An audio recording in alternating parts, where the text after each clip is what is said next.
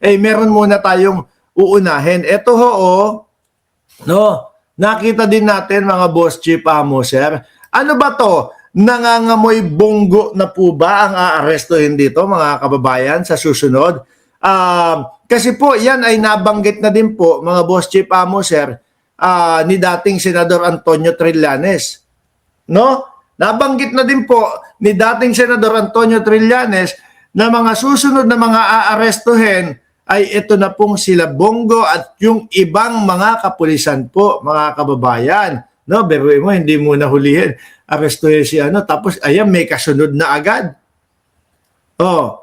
Ngayon, Alan, Peter Cayetano at yung mga kasamahan mo dyan sa Senado, mag-aano pa ba kayo? Magdadalawang isip pa ba kayo kung totoo yung warrant of arrest na dala ng NBI? Eto na, basahin ho natin.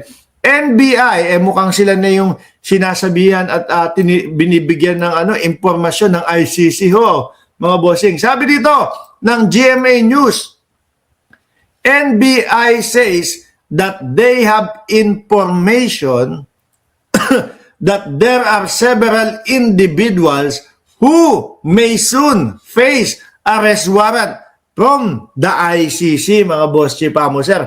Ang huling nabalitaan natin, mga kababayan, ito pong si Senator Bongo ang susunod. Base na din po o ayon po kay Trillanes. At ako mga kababayan, naniniwala kay Trillanes. Bakit po? Simula nung kay Kibuloy, papunta kay dating Pangulong Duterte. Ngayon naman, si Bato de la Rosa ang kumakaharap no pag-aresto ng ICC o pagpapa-aresto ng ICC. Papalya pa ba yan doon sa kasunod? At saka nakita din naman natin, mga Boss Chief Amo, sir, doon sa mga dokumento, papeles na inilabas po ng ICC. Yung ilang ba yun, kung di ako nagkakamali, 7 o 8 individual na may mga redacted na mga pangalan o tinanggal na mga pangalan o hindi pinakita noong mga panahon na yon. Pero ito, kamakailan lang. Di po ba? Inilahad na, inilabas na, ipinakita na. At nangunguna nga po si Bato de la Rosa, mga kababayan. Kaya ngayon, problemado yung Bato. No? Ano sabi dito? NBI several individual may soon face ICC warrant. Ang nakikita ko dyan, nangunguna dyan sa mga susunod na arestuhin, si Bongo. Tapos, yung mga kapulisan, Albayalde nandoon. Di ba? Yung Danao nandoon, mga kababayan. Naku po, mukhang madami-dami na naman ang magtatago at mukhang mababawasan na naman po ang Senado, mga kababayan. Mababawa. Bakit? Alam niyo naman po ang style ng mga DDS Style ng mga matatapang, style nung kala mo mga palaban talaga, style na laging mga naghahamon, pero kapag nandiyan na yung hamon sa kanila, wala na.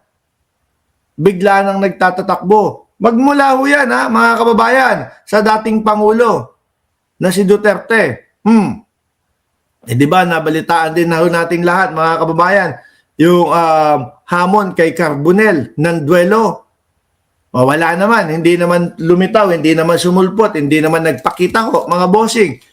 Pagpunta yan doon sa anak na si Baste Duterte, ganun din ho ang estilo, mga kababayan. So sa makatwid ho, simula doon sa pinuno hanggang doon sa mga followers at mga fans nila at tagasunod nila, ganyan lang din po ang estilo ng mga yan. Mga maghahamon, matatapang sa mga social media, pero kapag ka nandiyan na at hinarap mo na, wala nang masabi.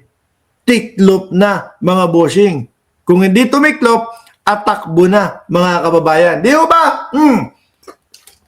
Nandiyan na din si Tommy Cereza Porso. Tingnan nyo si Bato de la Rosa. Ang tapang-tapang, ang yabang-yabang na kesyo daw po, come on Mr. Trillanes, Mick Madi.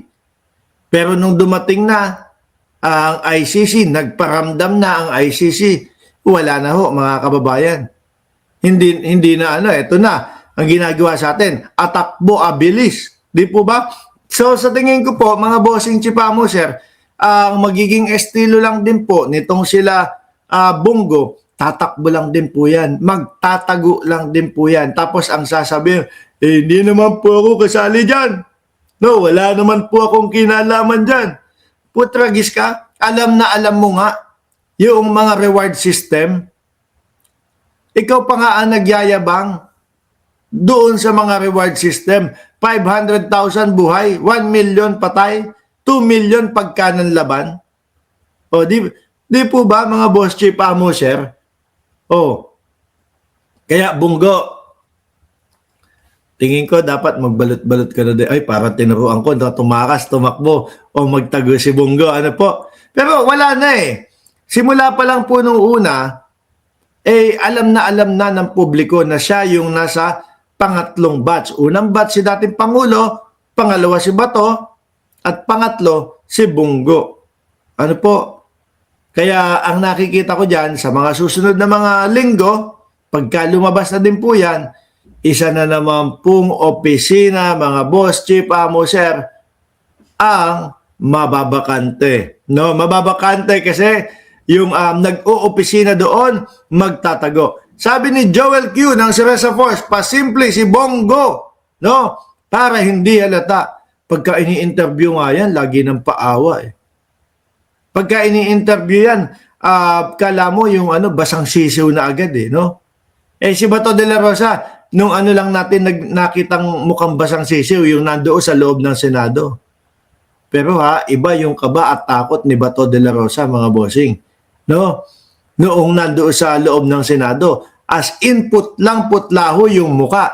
Pero ngayon ho, mga kababayan, ngayon ho, ano na kaya, mga boss chief amo, sir, ang sitwasyon ni Bato de la Rosa, mga bossing? Kasi yun yung mga huling nakita ho natin, mga kababayan eh.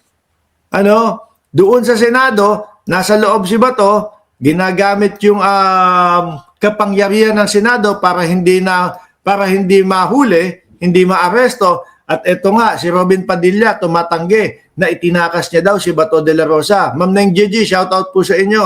No, at Merly Belen. Sabi ni Robin Padilla, sabi po ng Senate President, wala pong warrant of arrest. Hindi naman po kami inaresto. Hindi naman po kami hinarang nung lumalabas kami.